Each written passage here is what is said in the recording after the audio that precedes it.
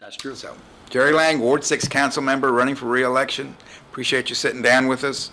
Our first question is on your style of representation. Okay. There are various approaches to the job of representation. Some elected officials view themselves as a part of a team once elected and consider their constituents to be represented simply by being that the official participates in the governmental process. Others' approach to representation is to see themselves not as a part of the government team, but instead as a member of the citizenry that represents the wishes of the citizenry to permanent staff. Others still view their role as an elevated member of staff that acts as a conduit from the city to the public. Which of those do you feel like best represents the way you represent? I see myself as an employee of the citizens. In other words, I'm there because they put me there, so therefore I have to represent their viewpoint to city staff. City staff has their own representation, and they're the ones who do the study sessions. The best example I can give you just recently is the issue on exotic animals. Okay, we've got presented a study session, and everything sounded fine, and I expressed my opinion about, snakes and different exotic animals. And then all of a sudden, I get a few letters from constituents saying, hey, wait a minute. And then I got to thinking, I go, well, those are valid points. And so then I start calling some of my friends around Ward 6, people I've met when I was out knocking on doors when I was running for re-election. And I say, what do you think about this? And in general, I find that not everybody is really up to date on whatever's going on in city council, but when you ask them questions and you get overall input, and then from there, I have to be able to defend whatever action I take. And I think if they don't like it, I've never had a problem with anybody telling me that they did or did not like some decision I was making. And that's sort of like your report card, so to speak. Exactly. And so that's the deal. There is a kind of what I used to call the vacuum of government. I remember sitting around this table and we'd all be talking about an issue and we'd come up with this brilliant idea. Right. We were all patting ourselves on the back. And then first thing I'd do is I'd have a few friends that I would go talk to, and I would tell them about these different things. And there were at least a few occasions where they were like, what were you thinking? Yeah. And point out a glaring flaw that none of us sitting around this table could envision. Right. And so you get that feedback.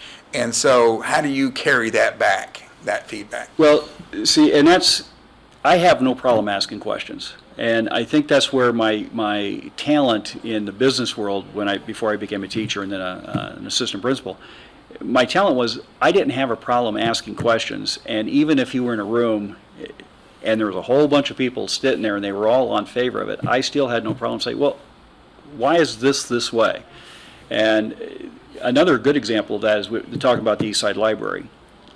I had all sorts of issues with the East Side Library as far as costs, ramifications, where it was going to be located, who was going to be using it, stuff like that.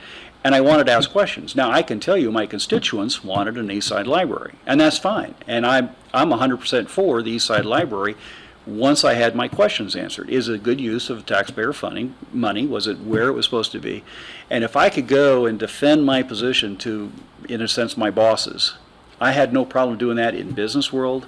At school, when I was a teacher and a principal or somebody would come, some expert would come say, hey, you should be doing this. I had no problem saying, explain to me why.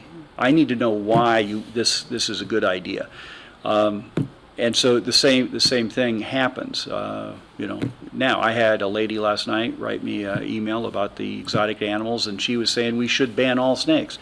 I had to write her an email back and say, if we start doing that, indeed, should we also ban certain dogs that have reputations for being violent or vicious?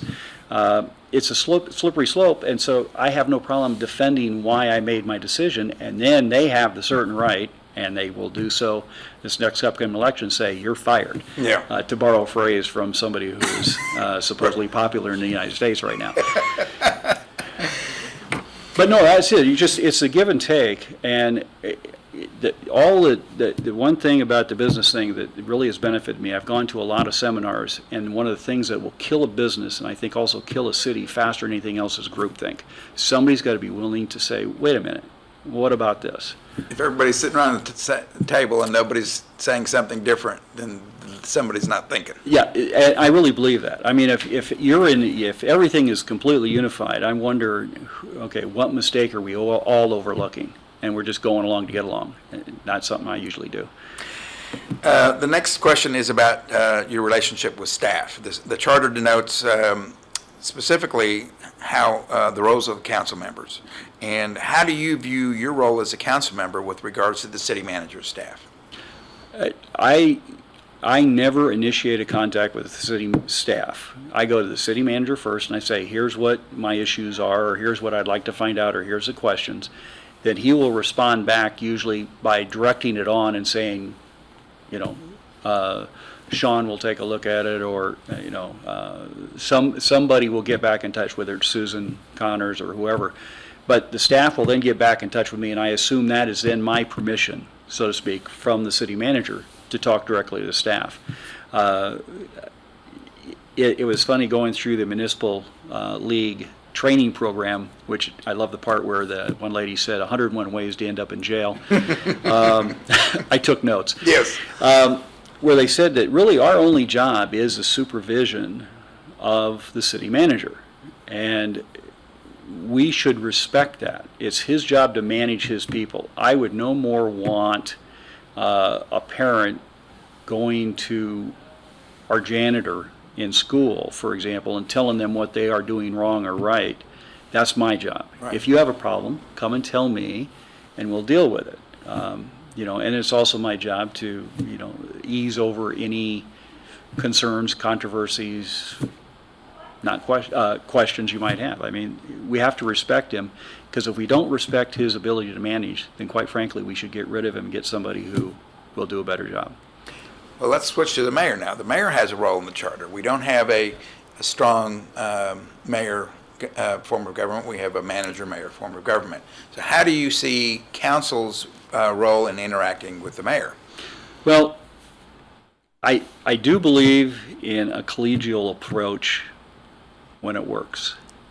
But quite frankly, one of the roles that the mayor has is they can set the agenda, and so can the committee members set the agenda. If, however, there are things that need to be discussed from my point, or actually from the citizens, and I've had quite a few citizens come to me with different things that they want to talk about, if that does not end up on the council, I have no problem trying to convince another one of my council members to do the rule of three and bring it up. Now, I call that sort of the nuclear weapon of council work, and I would prefer never to use it. And but yet it's a viable tool to make sure that you're heard in a relatively weak position. And there's quite a few, as I'm knocking doors now for the re-election campaign, I've talked to a couple people say, well, why don't you do something about this? And I said, I would really love to do something about this. But the fact is, I'm one voice on the entirety of the council, and if it doesn't come up, there's nothing really to talk about.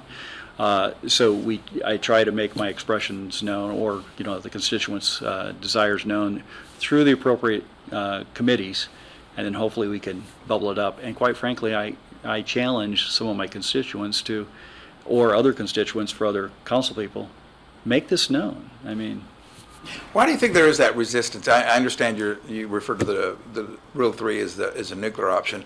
As a juxtaposition, Oklahoma City has the Rule of 1. Any Right. council member can bring an item for discussion. Now, for clarification, that doesn't mean that it gets passed. Right. It just means it's discussed. So why do you think that there is such an adversity to the idea that 3 council members can get something discussed? I wish I had a good answer for you on that. I know that the city of Norman and the population in general is proud of the inclusive nature of the city of Norman. We're all inclusive, and as part of that, there's almost a feeling that to be inclusive, you have to get along and agree. And I sometimes think, I can't get along with my 5 brothers. We still love each other.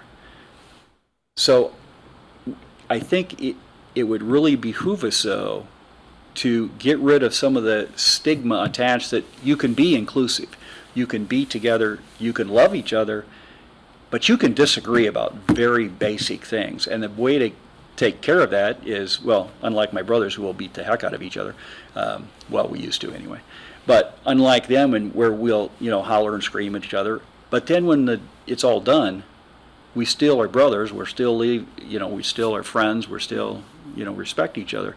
I think we can do that, but I think there's a fear with some of the inclusivity, that there's a fear that arguing means you're not inclusive, and I disagree with that.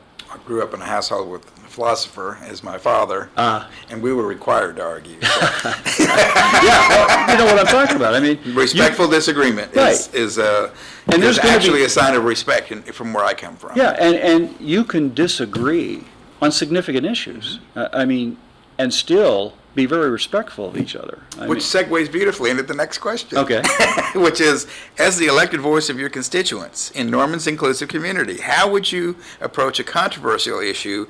Would you vote with your personal beliefs, or would you vote your constituents' preferences? Well, I'm hired by the constituents. I could go out there and vote my personal beliefs, and if it goes against the majority of people in Ward 6, they'll fire me. And I won't do something I believe is totally morally wrong. I just won't do it. I try to be very upfront with everybody on what my beliefs are and everything like that. Fact of the matter is, if there was something that I had to vote for that would go against my moral beliefs, even if a majority of the citizenry agreed with it, I'd have to stick with my morals. I have to live with myself first. However, if it's not something that hits a core moral belief, the citizens put me here, they have the right for me to represent them.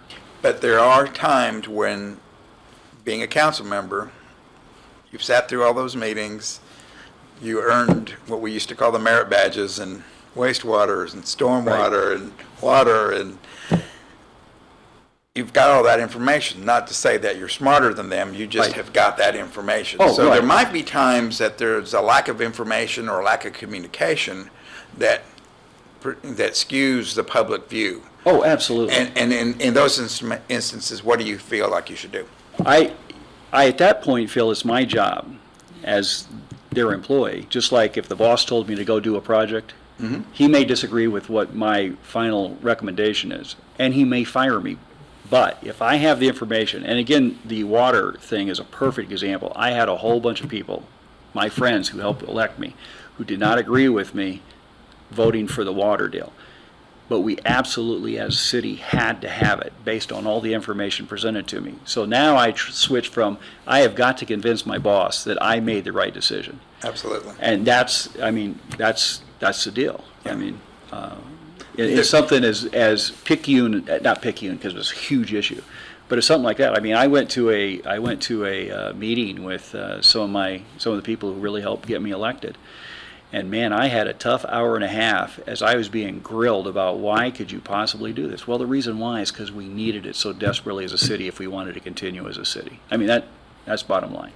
And then at that point, if they want to say you made a mistake, fine. I can live with it because I did what I thought was best for you, and I'll take the consequences. At the end of the day, we're not walking poll machines. We don't have a good way to Right. to judge what's actually out there. Right. So we have to have a relationship with the public Right.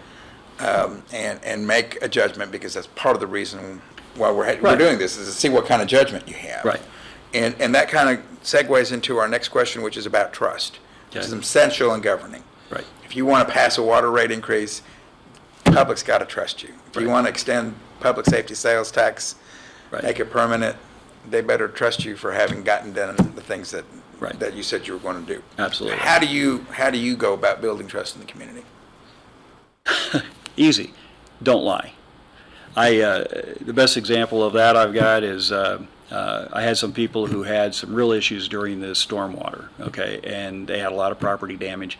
They had asked me to do something, and to be completely honest, I completely forgot I didn't respond to them or get it done. Well, they sent me a letter, and they said, hey, dude, nothing's happened. And so the first thing I did, I wrote them back and I said, you are 100% correct. I dropped the ball completely. No excuse for it. I shouldn't have. It happened. And so I'm going to, get it done now. And so I think the thing with trust is, one, just tell the truth. And as somebody, I can't remember who it is, told me once, but I agree with it wholeheartedly. If you're to be a good liar, you've got to have a great memory. My memory's not that great. And so the fact is it's easier just to tell the truth, because then I don't have to remember what I told beforehand, because if you tell one falsehood, it's a problem. And that kind of segues into the Open Meeting, Open Records Act. We're transparent with the public. Right. We don't have to hide things. And you mentioned the training in the OML. Do you feel like enough's being done to be following Open Meeting, Open Records in Norman, or do you think that there could be improvements? Well, I'm not as up to date on how long it takes to respond to opens meetings issues. And I've heard, some of the controversy about the current open meeting issues. I don't know enough about it to be able to give you a good impression, but I will tell you it drives me crazy, particularly on the state and federal level, when there's so much stonewalling to get information to people to make an actionable assessment of what's going on. Particularly in the city government, there's not a whole lot of stuff that should be top secret that nobody needs to know. I mean, I'm sure maybe, undercover police working dangerous situations, that I could see would be, top secret, not freedom of information. But I can't think of too many other circumstances in city government that we have to be hush-hush about. Now, true, when you're negotiating contracts with the different unions, yes. I mean, you can't reveal, you can't play a game of poker, so to speak, and I'm not trying to lessen the negotiations between, the people who serve. And those our are city. exempt. But it's a good example of, you can't play poker and show your hand and then expect to have the best outcome for the citizens. I mean, I always like a win-win situation, but you have to go into it knowing that some things don't need to be shared right at first. But overall, we need to do what we can to be as quick and responsive as we can, and I really believe that. And I think we have a long way to go.